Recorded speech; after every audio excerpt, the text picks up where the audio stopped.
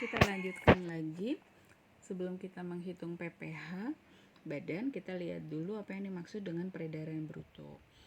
Peredaran bruto adalah semua penghasilan yang diterima atau diperoleh dari kegiatan usaha maupun dari luar kegiatan usaha, baik yang bersifat final, tidak final, dan maupun yang dikecualikan dari objek pajak setelah dikurangi dengan retur dan pengurangan penjualan serta potongan tunai dalam tahun pajak yang bersangkutan sebelum dikurangi biaya untuk mendapatkan, menagih, dan memelihara penghasilan baik yang berasal dari Indonesia maupun dari luar Indonesia.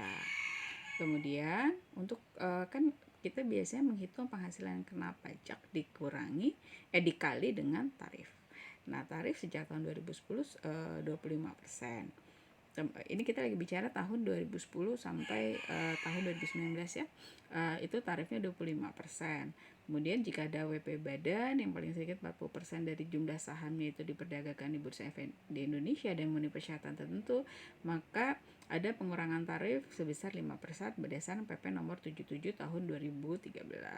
Kemudian di pasal 31E Undang-Undang Pajak itu dikatakan bahwa untuk wajib pajak dalam negeri dengan peredaran bruto sampai dengan 50 miliar atas penghasilan kena pajak yang berasal dari peredaran bruto sampai dengan 4,8 miliar mendapat fasilitas berupa pengurangan tarif sebesar 50%. Ini pasalnya ya. Nah, kita ambil contoh dulu. Misal ada omset 100 miliar, penghasilan kena pajak sebesar 30 miliar. Karena dia omsetnya di atas 50 miliar, maka menggunakan ini tahun 2019, berarti masih pakai tarif 25%. Maka besarnya PPh terutang adalah 30 miliar kali 25% atau 7,5 miliar. Kemudian ada soal lagi, ada entitas dia memperoleh peredaran bruto sebesar 30 miliar, berarti di bawah 50 miliar. Dengan penghasilan kena pajak sebesar 6 miliar, maka dia kena dua lapisan kena dua tarif, ada yang 12,5% dan ada yang 25%. Nah, bagaimana menghitungnya? Kita pakai rumus 4,8 miliar dibagi 30 miliar dikali penghasilan kena pajak sebesar sebesar 960 juta. Nah, si 960 juta ini yang dikali sama 12,5%. Sisanya yaitu 6 miliar dikurangi 960 juta atau 5 miliar 40 juta itu dikenakan tarif 25% sehingga PP terutangnya sebesar 1 miliar 380 juta. Nah, contoh yang lain. Nah, ini ada perusahaan, dia peredaran usahanya sebesar 5 miliar. Tahun 2016, tapi di tahun 2017 dia kalau 5 miliar itu kan berarti mau tidak mau dia sudah harus jadi pengusaha kena pajak, berarti dia menggunakan pembukuan. Tapi tahun berikutnya di 2017 peredaran usahanya menjadi 4 miliar, berarti dia masih tetap harus menggunakan pembukuan. Dia nggak boleh pakai aturan yang final ya, yang di bawah 4,8 miliar final. Maka dari dari peredaran usaha 4 miliar tadi, kemudian dia punya laba sebesar 1 miliar. Maka dia pakai rumus yang 50. Kan kalau di bawah 4 sampai 4,8 miliar itu kan kena tarifnya 50% kali tarif. Berarti si 1 miliar dikali 12,5% atau 125 juta.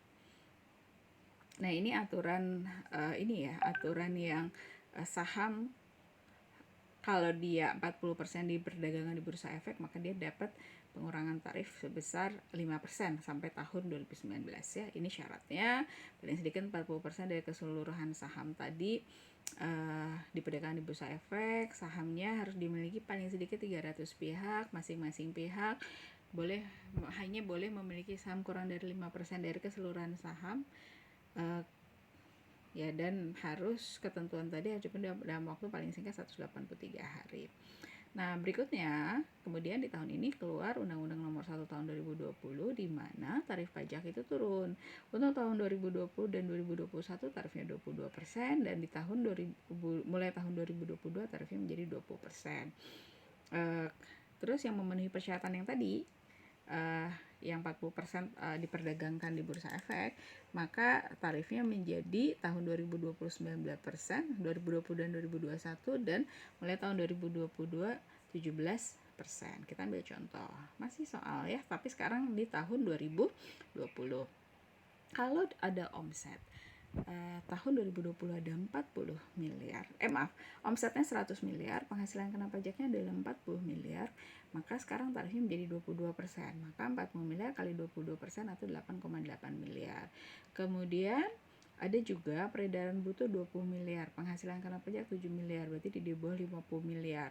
Berarti pakai 4,8 miliar per 20 miliar gitu ya, per omset soalnya ya, per peredaran bruto dikali penghasilan kena pajak 7 miliar, maka 1,68 miliar. Nah, jadi 1,68 miliar ini dia kena tarif fasilitas 22% dikali 50% atau 11%. Hasilnya adalah 184.800.000.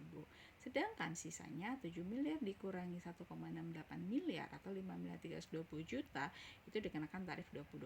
Sehingga total PPh terutang adalah 1.355.200.000. Masih di tahun 2020 ada entitas punya peredaran usaha 5 miliar, tapi ini soalnya kebalik. Ini seharusnya Firma Jayadi tahun 2019 itu omsetnya adalah 5 miliar. Kemudian di tahun 2020 peredaran usahanya menjadi 4 miliar. Ini soal kebalik ya. Dengan penghasilan neto fiskal 1 miliar. Karena tahun 2019 betul ya, tahun 2019 peredaran usahanya 4 miliar, 4,8 miliar, kan tadi peredaran usahanya adalah 5 miliar ya. Maka dia kan pembukuan, maka tahun berikutnya dia juga harus menggunakan pembukuan juga, tapi omsetnya di bawah 4,8 miliar, maka seluruh penghasilan neto fiskalnya itu karena di 4,8 miliar dia dapat fasilitas yang 50%, penurunan tarif 50%, jadi 22% kali 50% dengan penghasilan kena pajak 1 miliar atau 10 juta. Berikutnya lagi kemudian sekarang tahun 2022. Kalau tahun 2022 kan tarifnya jadi 20%. Kalau misalnya dia omset 150 miliar, untungnya 50 miliar, berarti 50 miliar kali 20%. Ini semua soalnya tidak menggunakan yang dia diperdagangkan di Bursa Efek 40% ya. Ini yang normal aja.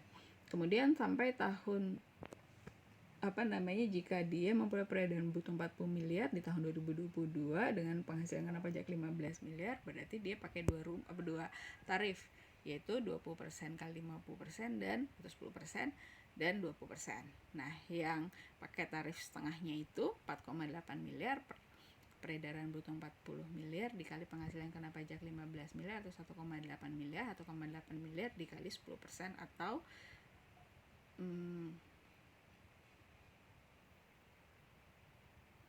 sebentar, ini tarifnya ntar kita hitung ya, 1,8 miliar dikali 20% dikali 50%. Ini kayaknya ada salah hitung ya.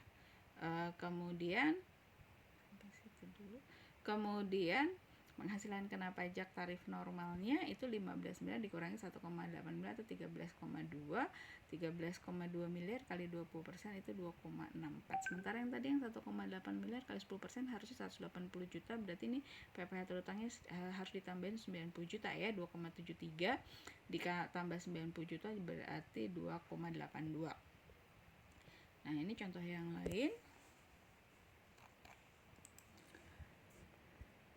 Ini juga kayaknya salah masukin, harusnya tahun 2021 omsetnya 5 miliar, tahun 2022 omsetnya 4 miliar, karena tahun 2021 dia PKP, maka 2022 pun masih menggunakan pembukuan, tapi karena omsetnya 4 miliar dan penghasilan neto fiskalnya 1 miliar, maka peredaran usahanya harus menggunakan pembukuan, tapi karena di bawah 4,8 miliar dia kena yang tarif 50% kali 20% atau 10%, sehingga tarifnya adalah 1 miliar. Nah, kemudian untuk WPB dan lain, kalau dia tidak menggunakan pembukuan, dia UMKM dia pakai 0,5% ya, dengan syarat peredaran di bawah 4,8 miliar dan tidak menggunakan sarana yang dapat dibongkar pasang. Tapi di sisi lain ada juga sih yang menggunakan norma penghitungan penghasilan itu yang pernah dibahas di sesi-sesi sebelumnya.